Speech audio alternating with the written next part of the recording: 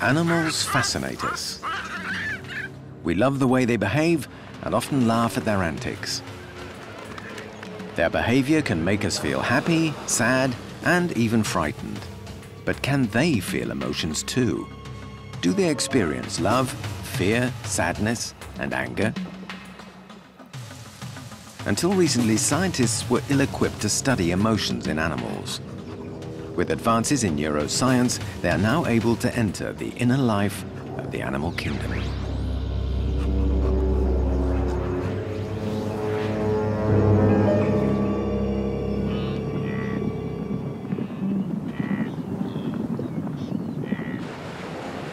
For centuries, humans regarded animals as unthinking, unfeeling lower orders of life on Earth. Animals were little more than living robots, ruled by base instincts and hormones.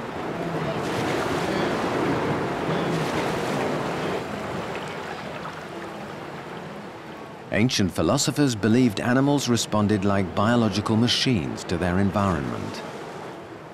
Little separated them from inanimate objects like a table or chair. They were emotionally empty, incapable of the simplest feeling.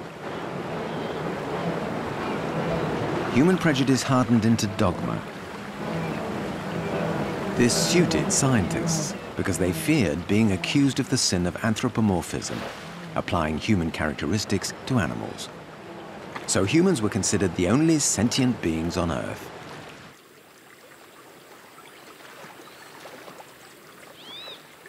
Animals, the argument went, rode purely on instinct.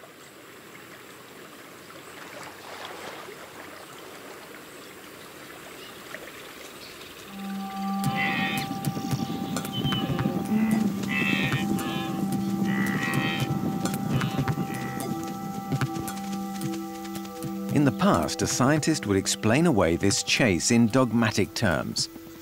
Zebras are aroused by a specific stimulus which gives rise to flight behavior.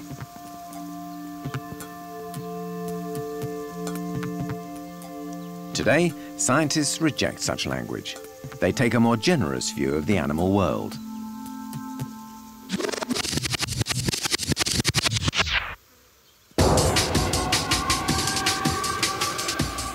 Science has opened up the very real possibility that the zebra's flight is motivated by fear, an emotion that enables them to escape danger. Not only are animals endowed with emotions, but these emotions play a vital role in their survival.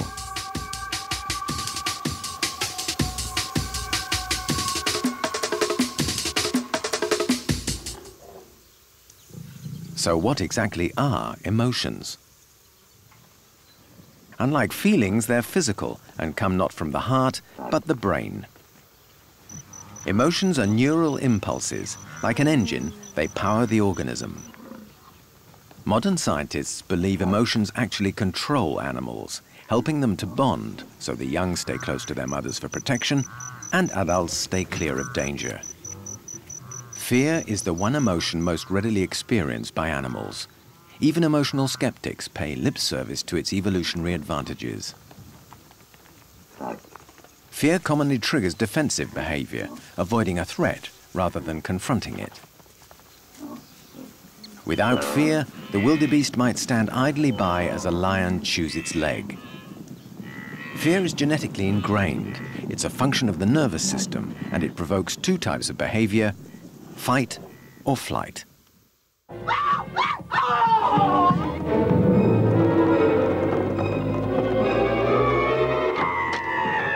The body language of fear is easily recognized in humans, but also in animals.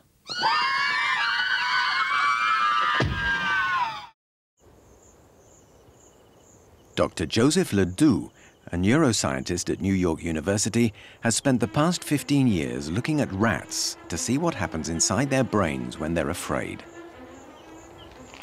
The reason fear is so easy to study and been so productive as a topic for research is that we have very good methods for eliciting fear and measuring fear.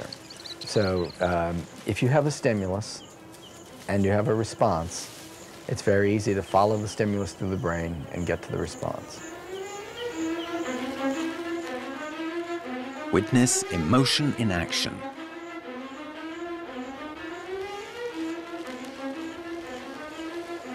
Emotions like fear produce chemical and physiological reactions that come hardwired in the body.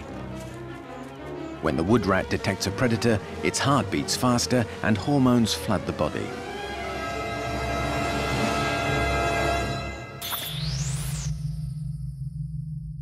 The control room for all this physical activity lies deep inside the brain. A tiny almond-shaped area called the amygdala receives danger signals and trips physical reactions around the body.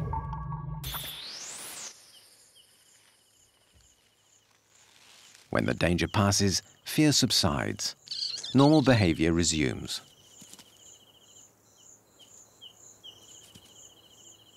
All mammals and birds follow the same emergency drill.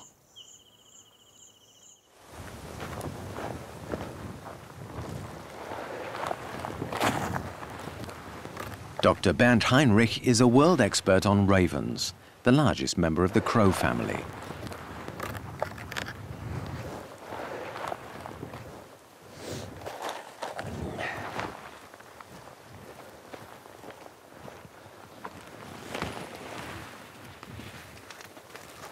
He works with these highly intelligent birds both in the wild and in captivity, and was at first surprised by the emotional reaction they showed to their favorite food, carrion. When I looked at the adult ones in the field where I started, I put out calf carcasses, and it sometimes took days before they'd go down. They'd be so afraid of them, they wouldn't go near them unless they were in the crowd sometime, or unless somebody else was there first, and they wouldn't go near him. So I couldn't imagine how he had a carcass specialist being afraid of carcasses. I thought they were just the opposite.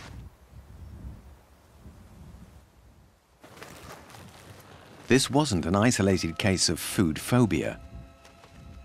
Dr. Heinrich has been feeding this pair in the same place for some time, and yet the ravens are still wary.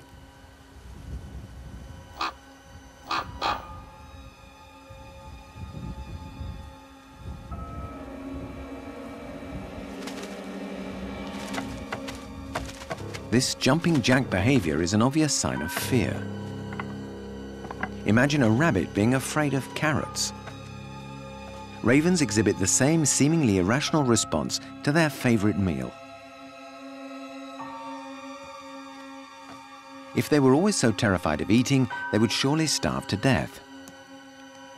The problem with these birds is they're neophobic. They're afraid of new things. Anything unfamiliar causes them to panic. The birds patiently evaluate anything they haven't seen before until they overcome their fear and seize the day.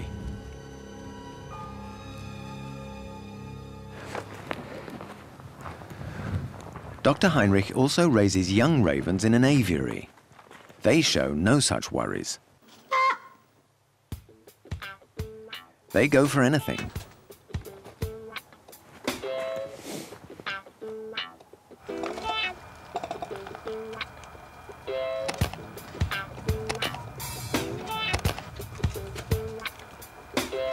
The young ravens even compete for new objects until their curiosity is satisfied.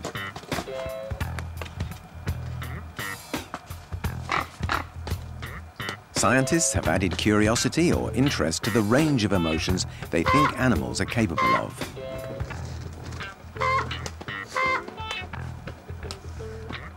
Though poorly understood, curiosity probably encourages exploration, attention, and learning in young animals more than older ones.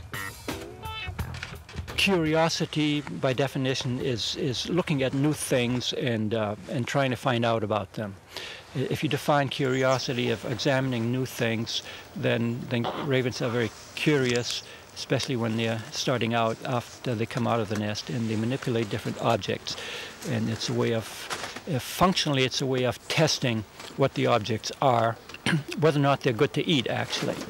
And I've done experiments with that, and they are very eager to examine things that they're unfamiliar with, that they have not contacted before. And after a while, they will totally ignore things that they were very familiar with.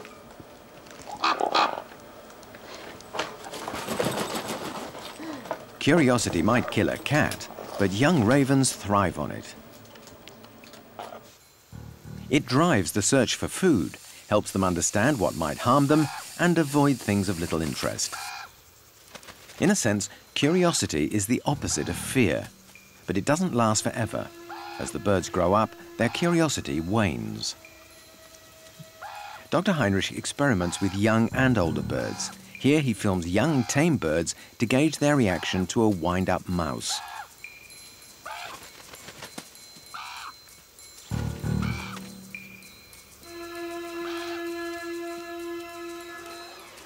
By the time they're 4 months old, the ravens already show signs of shyness.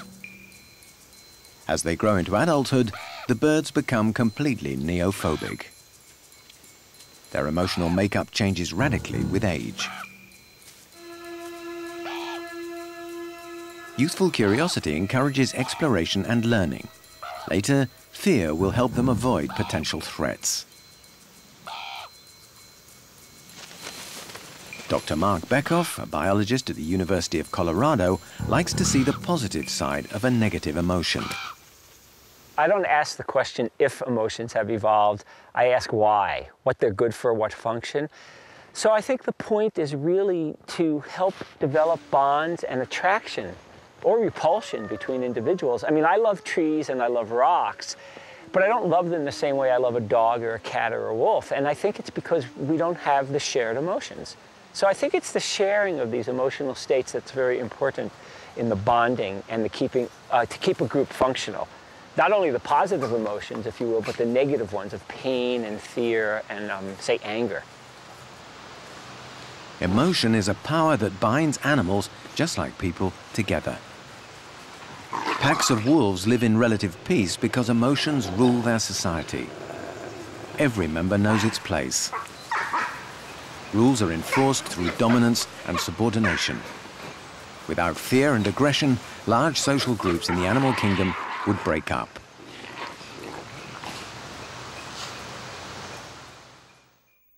At the river mouth, the bears catch only the tastiest, most tender salmon, which is exactly what we want.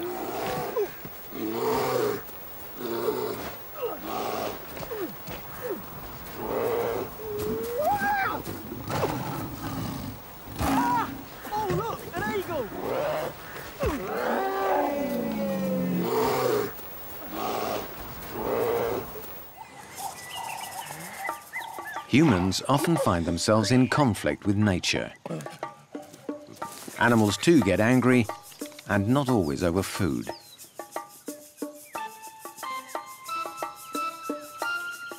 Social mammals like the olive baboons in Kenya's Masai Mara National Reserve often resolve conflicts peacefully.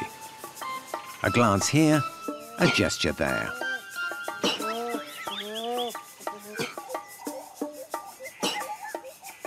The male urge to dominate includes threat and counter-threat. This can quickly escalate into violent, sometimes bloody aggression.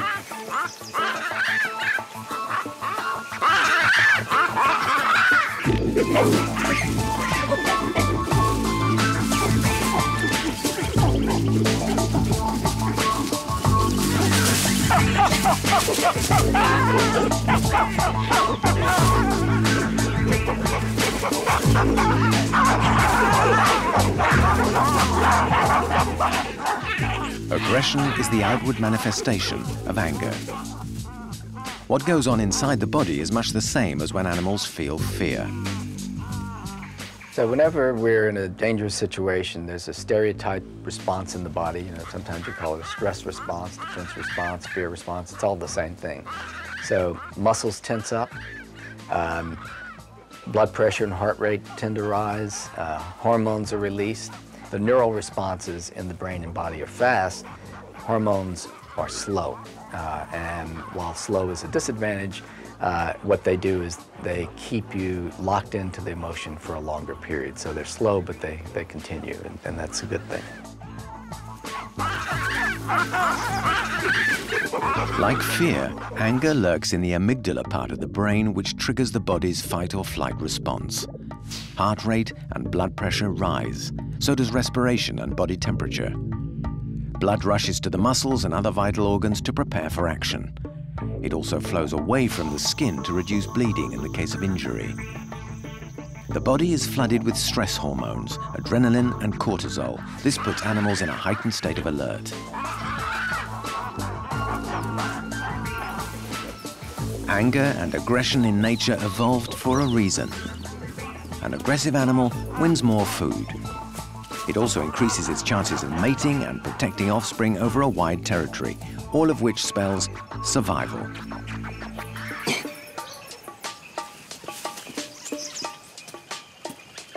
If it pays to be aggressive, costs must also be borne. A mean set of canines makes fighting extremely dangerous. Most adult males bear scars. But too much aggression would create intolerable levels of stress and might tear a baboon society apart.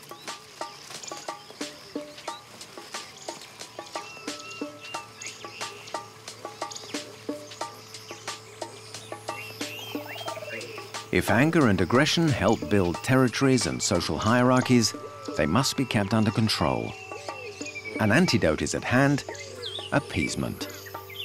Many primates turn to grooming to restore peace and tranquility. A gentle hand cements social contact. It's an emotional moment for such animals, and it's driven by endorphins released in the body. Endorphins are a particular type of amino acid called peptides. They're produced in the pituitary gland and the hypothalamus of the brain. They act like opiates, creating a sense of well-being and a mild high in animals, and could also serve as a painkiller after a fight.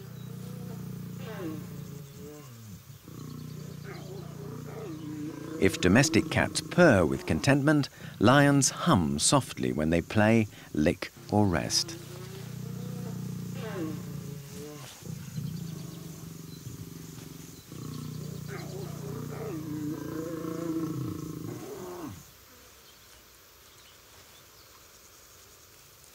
Unseen, endorphins work their magic to strengthen social bonds and keep the peace.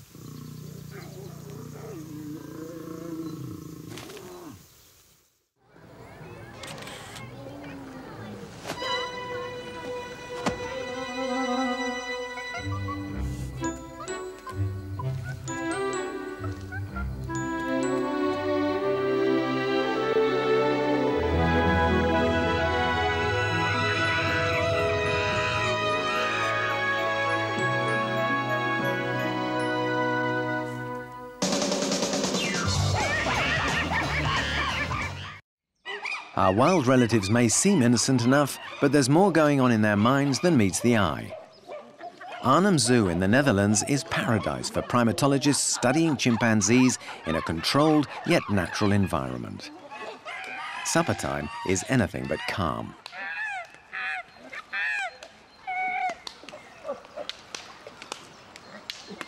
The promise of a meal causes great excitement as the screaming and body language show.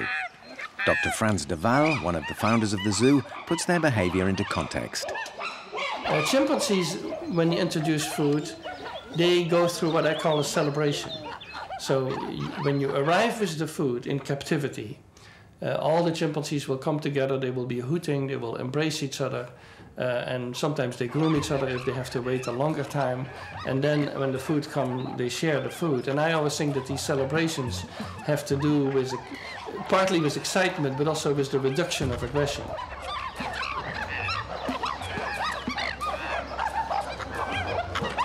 As aggression drops, the chimp's sexual appetite increases.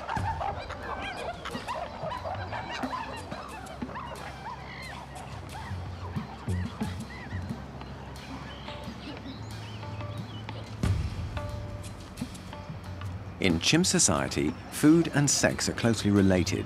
They go hand in hand. The more food there is available, the more there is casual sex. But food provokes other less attractive emotions like envy. So strict rules need to be observed if the group is to remain peaceful.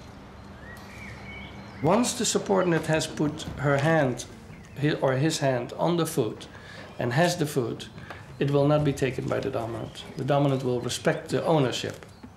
If the other one is an adult, if the other one is juvenile, then there's no respect for that. So yes, there is what used to be called in primatology respect of possession. Once you possess it, others will have to beg. And so even the highest ranking male will have to beg for his food if it's in the hands of a low ranking female. Chimps can look, but not touch.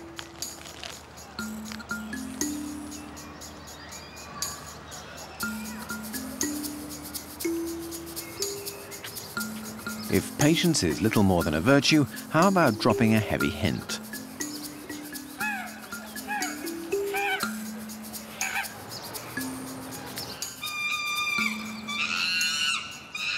The young find it difficult to sit idly by. Young tempers flare when adults don't want to share.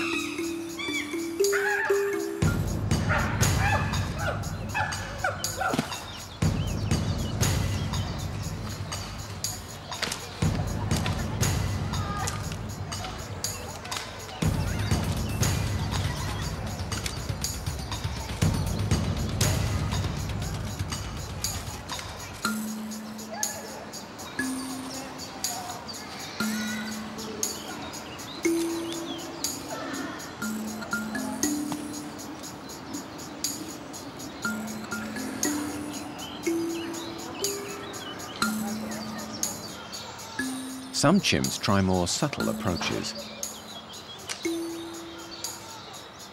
Lending a hand sometimes results in favors, but not always. At the end of the day, chimpanzees are highly social, so they do like to share. They seem to know the value of give and take. I think for chimpanzees, food sharing is a way of fostering relationships. And so I think a lot of the food sharing has to do with reciprocity, has to do with repaying favors, either from previous food sharing, or from grooming, or from support in fights, or for sex, or whatever it is. There's all sorts of reasons in a chimpanzee society to make friends and to keep friends, and I think food sharing plays a role in that.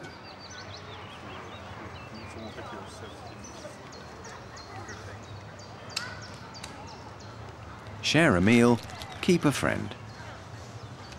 Chimps use food to make friends and gain influence.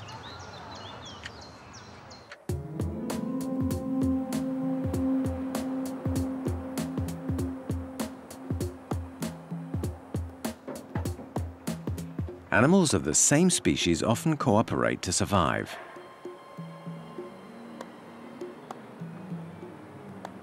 Cooperation between species is rare.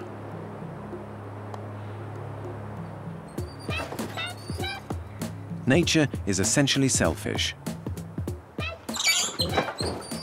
While humans and chimpanzees are restrained by social codes, most animals have no scruples about doing whatever is necessary to survive.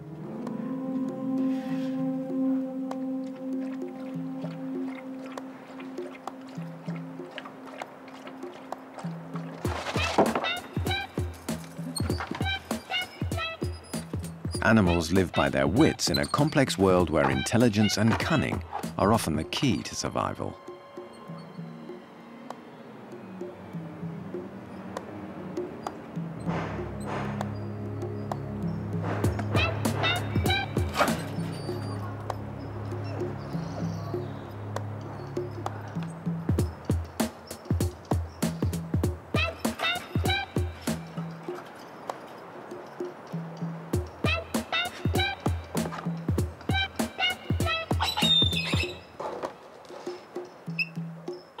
Envy, desire, and greed are powerful emotions that compel animals to act to get what they want, even if that means provoking anger and disappointment in others.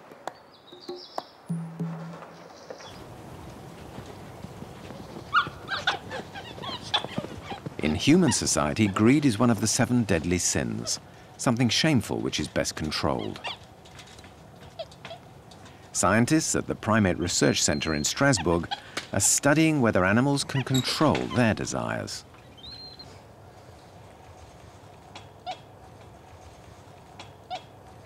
A capuchin monkey faces a choice. It's offered the orange, but like many primates, it would prefer the banana. The choice is this: if it waits 10 seconds and returns the orange, the banana will be his.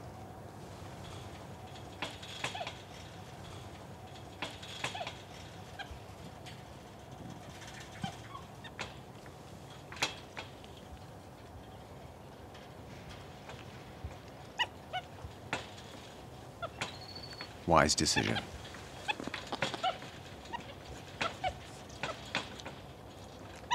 For humans, the certainty of a quick swap would be enough to pass up the orange. Monkeys find self-control far more difficult. Most, not all, will control themselves for the 10 seconds. After that, they cave in. The truth is that in the wild, monkeys make no provisions for the future. All available food is eaten immediately. Greed is far from being a sin in the wild. It allows animals to take full advantage of available resources.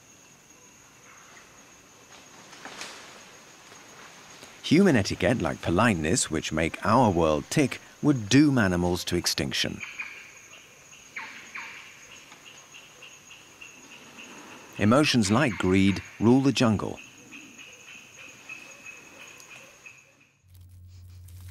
Then comes love.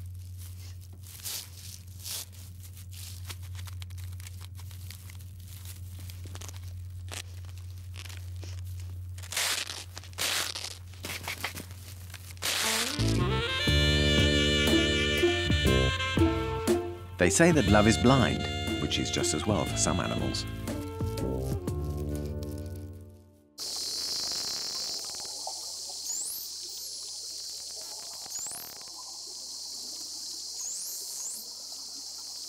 Love may be the most uplifting of all emotional states. But let's not beat about the bush. It's actually just nature's way of keeping the species alive and kicking. Love comes in 3 flavors: lust, attraction, and attachment. Lust initiates the process of mating, and any partner will do. It's the driving force behind reproduction.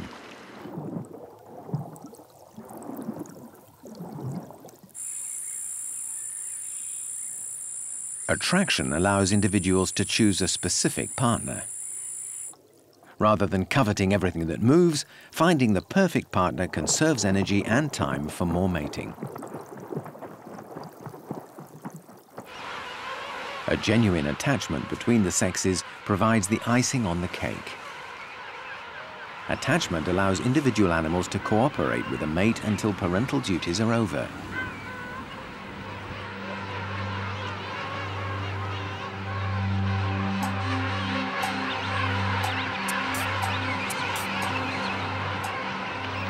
If love is in the air, so too are feelings of intense desire and attraction. That feeling of wanting to be near someone all the time. Of seeing only the good side and of looking beyond mere appearances to the inner beauty of your partner.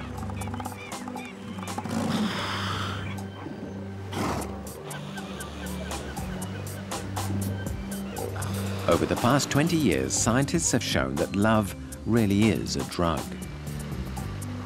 It's literally all in the mind.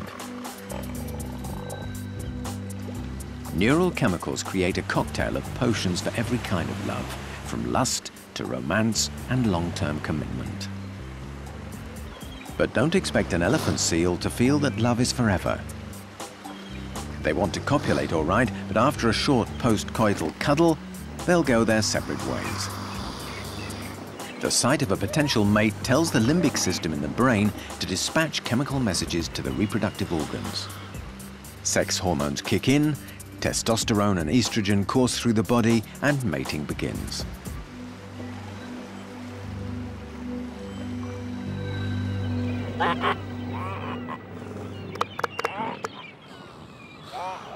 More durable love comes in the form of a bond between parents and offspring.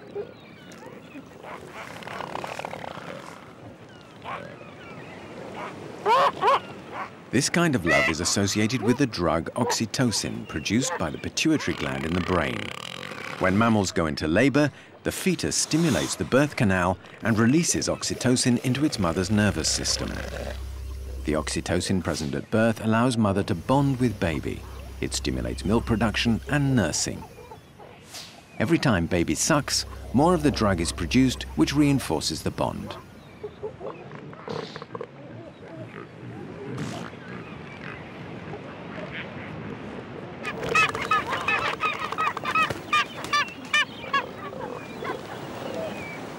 Typically, for most mammals, the father of the pup plays little or no role in parenting. His job is done after copulation. Only a tiny number of mammals form lasting partnerships in the natural world.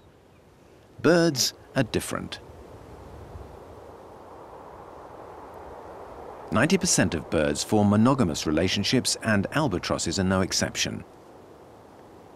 They descend from the Pacific skies to land on Midway Island near Hawaii every year around November. Hundreds of thousands of them.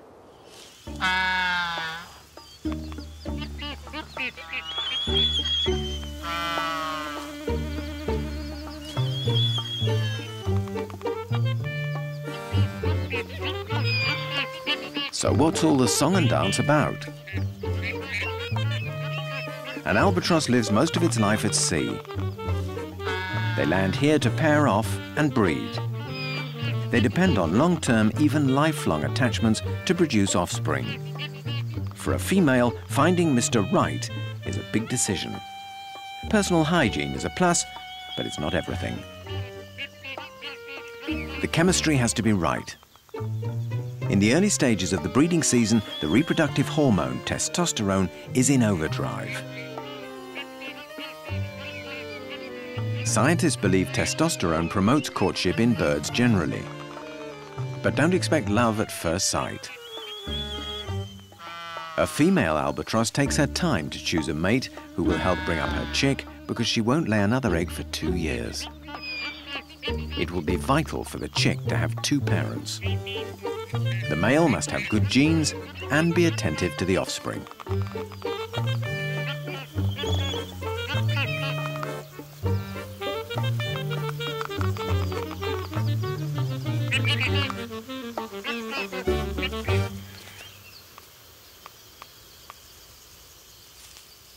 When the female finally lays her egg, the male will spend much of the next 2 months incubating it. It's at this stage that scientists believe another hormone kicks in to cement the partnership. As the level of testosterone in males drops, it's replaced by prolactin, a hormone that triggers parenting behavior.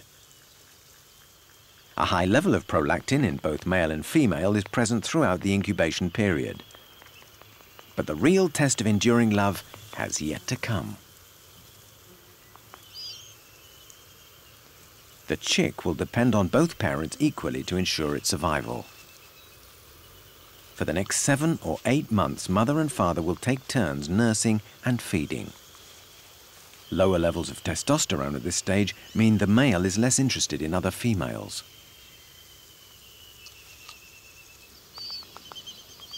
The hungry chick taps on its parent's beak to feed. If parental devotion were measured in miles, the albatross would win feet down. It will fly up to 4,000 miles over several days to find food. Little surprise then that a happy chick is one with 2 loving parents on a good dose of prolactin.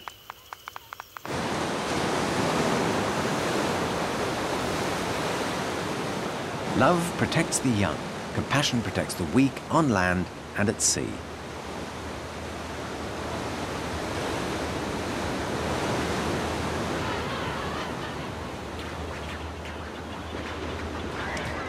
carnivores must kill to live. Some scavengers don't wait for death to tuck in.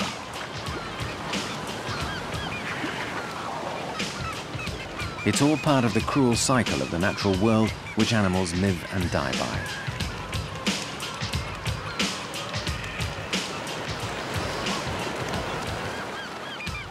But sometimes they challenge their fate.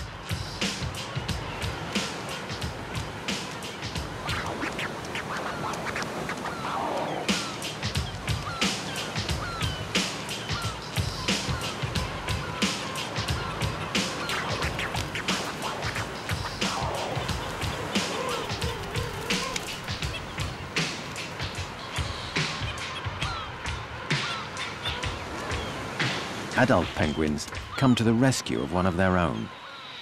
Are they aware of the danger and distress? It would seem so.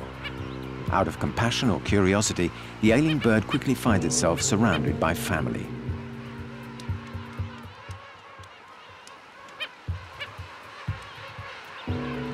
It's impossible to know what they're thinking or feeling. But their behavior speaks for itself. They won't leave the bird alone.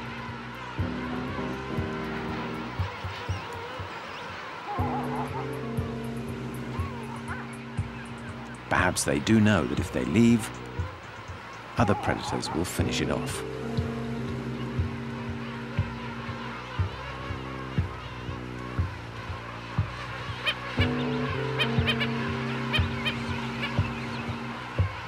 The victim appears to give up.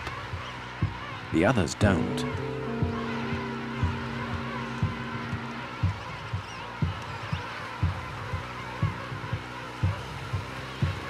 If this is not compassion, then perhaps animals can't be aware of the effect their actions have on others. Can they really know how their fellows feel?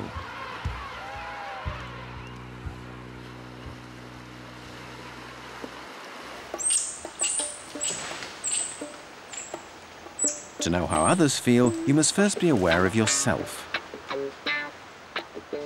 An animal may know something, but does it know that it knows? Is it self-conscious? The ability to think about oneself creates self-awareness. A mirror demonstrates the challenge for animals. Even monkeys cannot recognize themselves. Only our closest relative in the wild, chimpanzees and orangutans, demonstrate any evidence that they do see themselves reflected. So if most animals do not possess self-awareness, are they capable of understanding another's feelings?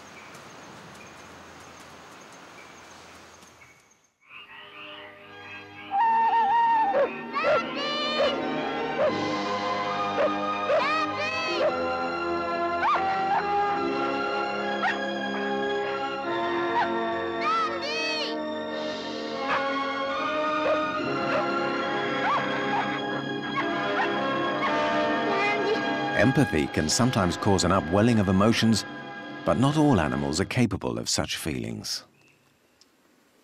For centuries, we underestimated animals.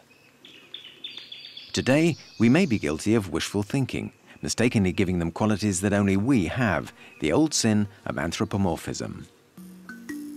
In India, the Hindus revere millions of long-tailed monkeys called langurs. They're the incarnation of the god Hanuman. When one dies, it's given an elaborate funeral, adorned with garlands and sprinkled with ochre. By contrast, a langur's reaction to its own dead is at best ambiguous. A mother gives birth to a stillborn baby. She looks more puzzled than grieving.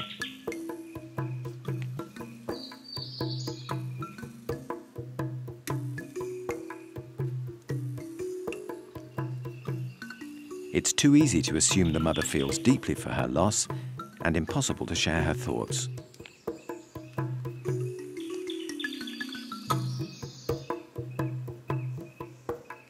Is she even aware that her child is dead? Even scientists can't answer that with any certainty. After all, The mother might think the baby is just behaving a little strangely.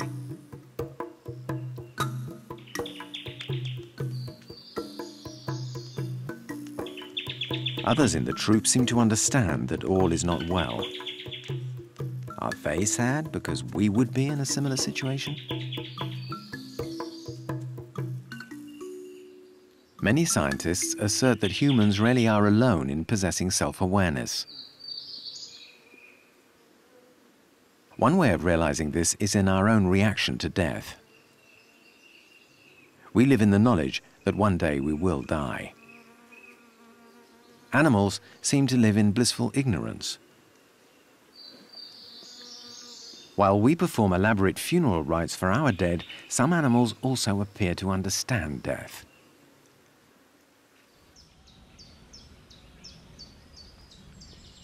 Many scientists are convinced that elephants are intimately ruled by their emotions.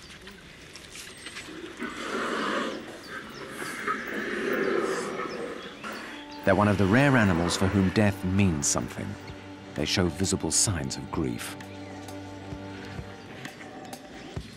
When an elephant gives birth to a premature baby, the mother and relatives show genuine distress.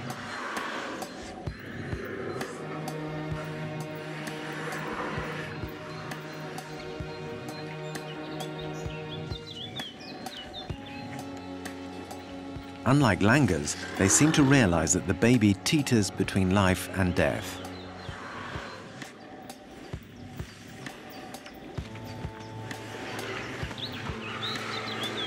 The family tries to drag and lift the baby to a shady area out of the burning sun.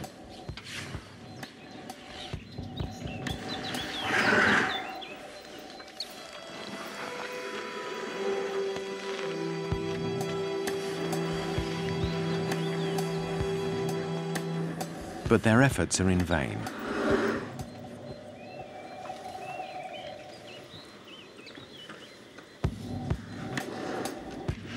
They'll spend the next 3 days watching over its lifeless body. There's no doubt that elephants, for example, grieve and bereave, if you will, over the dead carcass of another elephant. I don't think in order to grieve that they need to know that the animal's not coming back. I don't think they need to know about the concept of death as we know about the concept of death, because in fact in humans there's a variation in the concept of death. Some people believe in reincarnation, so death is just a transitional stage. So I don't think it has to mean permanently gone, but I do think that elephants are very aware, as are chimpanzees and dogs, when another individual is gone.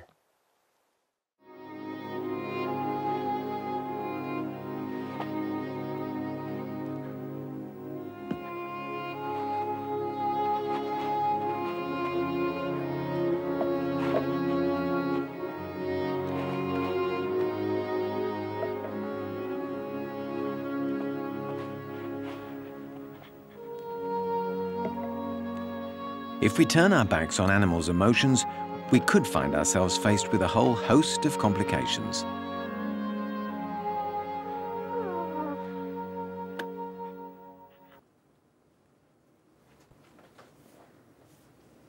Awareness in domestic animals can be a problem for pets and their owners. Dr. Nicholas Dodman at Tufts Animal Hospital in Massachusetts tries to help both parties.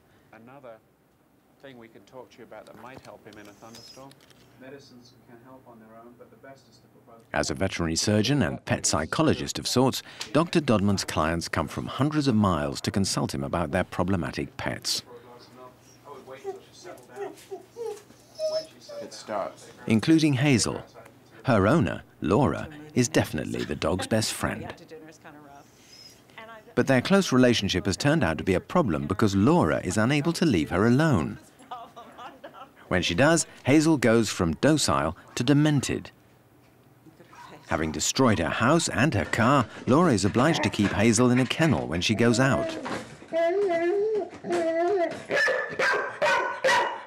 When I leave, as soon as she figures I'm gone, she panics. I do leave her for about an hour at a time in the kennel, but I feel bad the entire time. And I've read every book, I've done research on the internet, I've done all different kinds of things, and nothing works. Dr. Dodman is positive animals get emotional in the full sense of the term. He diagnoses Hazel as suffering from separation anxiety, a neurological condition brought on when Laura leaves even for a moment. And that is, the bond between you is so intense that parting becomes sorrow. And, that's not good. So it is a form of depression. I mean, when you leave, I believe she thinks that you've gone forever, that she's alone again. We keep saying it. She's so smart. He prescribes a course of behavior modification and drugs to treat animals like this who have become too attached, what he calls a Velcro dog. I know, but it can become fun.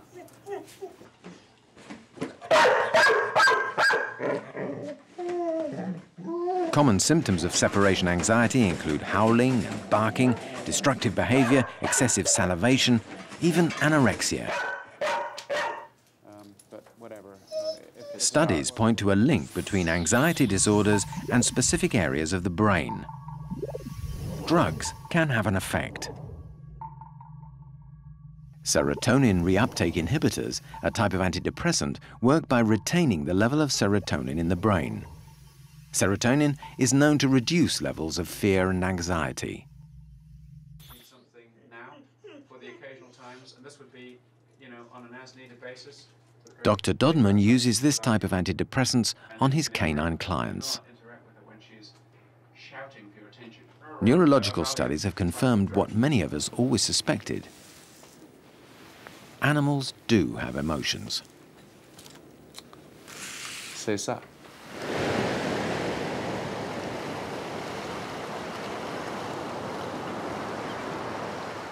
People always think they can read their pet's mind.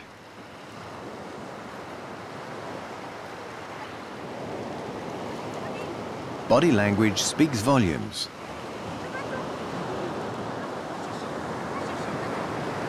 Fear, aggression, greed, curiosity, and of course love are all part of the emotional range animals may well feel.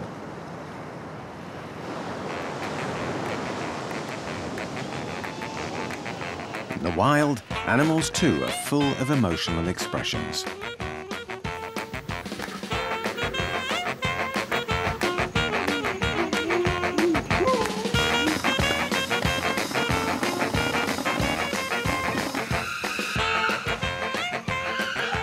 Emotions play a vital role in survival.